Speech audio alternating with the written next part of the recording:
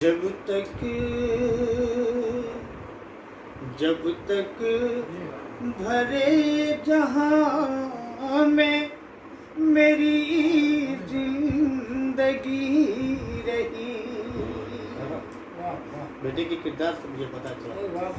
جب تک بھرے جہاں میں میری زندگی رہی. حسین تھے وابستگی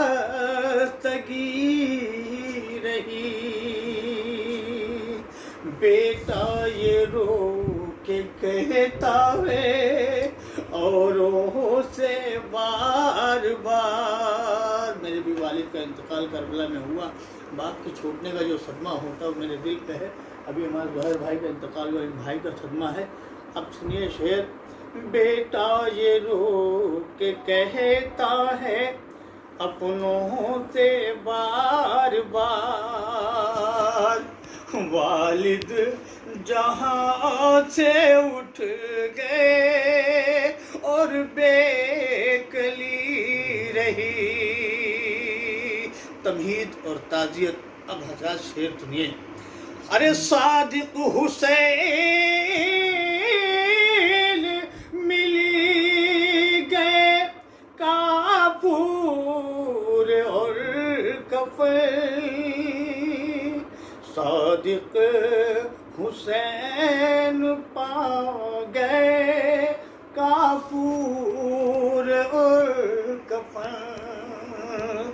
صادق حسین پا گئے کافور اور کفن.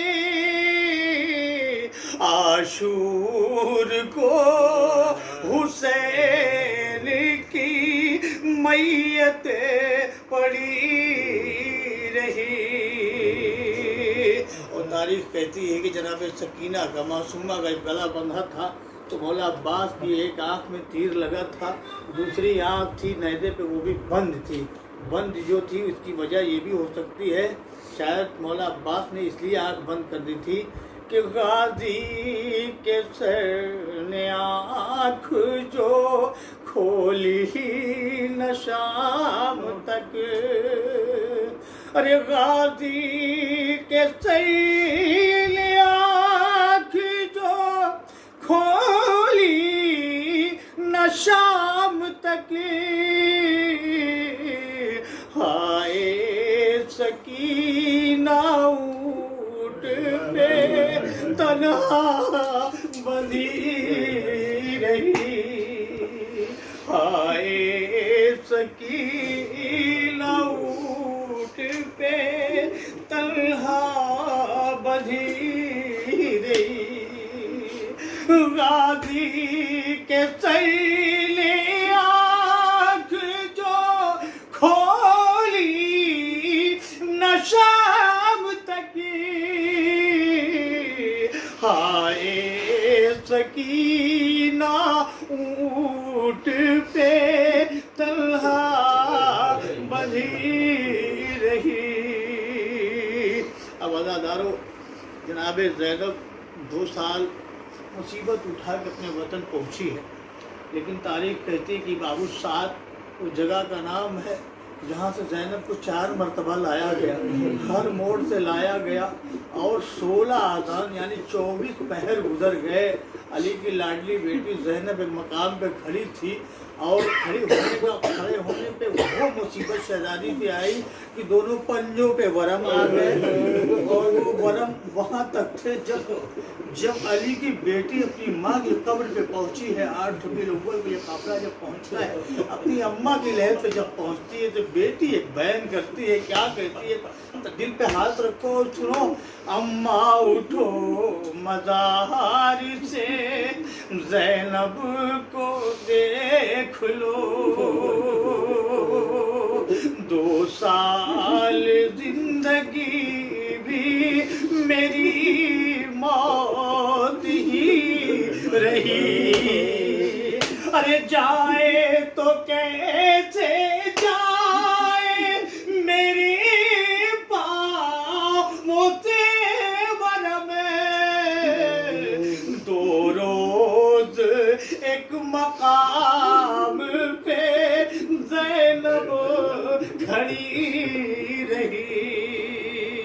دو روز ایک مقام پہ زینب کھڑی رہی.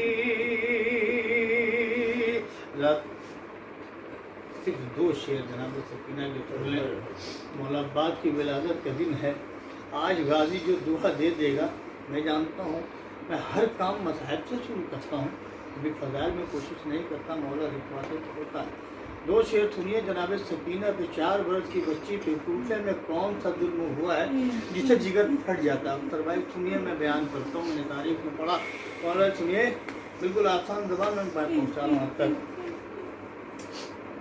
کیا کوئی نہیں سنتا اب میرا بیاں بابا. صاحب اولاد ہے، بچی ہے چھوٹی، گھر میں سامنے رکھو. کوئی بچہ ہو تو سامنے رکھو، اس کو ذرا الگ کر کے دیکھو اپنے سے. 1 دن کے لیے الگ کر کے دیکھو. میرا ایک بیٹا ہے 4 سال کا. جب میں گھر رہتا ہوں نا تو میرے پیچھے چلتا ہے کہیں میرے بابا پھر نہ کہیں چلے جائیں. اب جناب سکینہ کو زندان شام میں کہاں رکھا گیا؟ ایسی جگہ رکھا گیا تھا، جس جگہ رکھا گیا تھا جہاں بہت بڑے ظالم رکھے جاتے تھے، جو بہت بڑا ظلم کر کے آتا تھا، بہت بڑا قتل ہوا کرتا تھا. اس زمانے میں 7ویں زندان میں سکینہ کو قید کیا جاتا تھا، جہاں بالکل اندھیرا تھا. اب عمر میں سنے بالکل دل کا ہاتھ رکھے.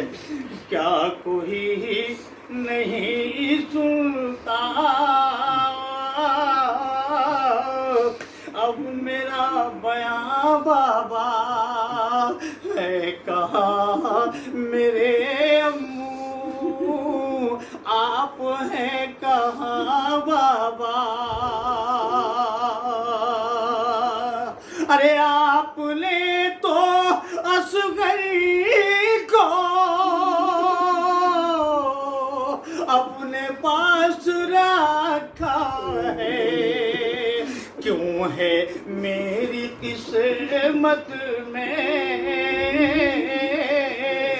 اتنی دوریاں بابا. ارے ہم جہاں مقید ہیں، ارے اس پہ چھت نہیں بابا.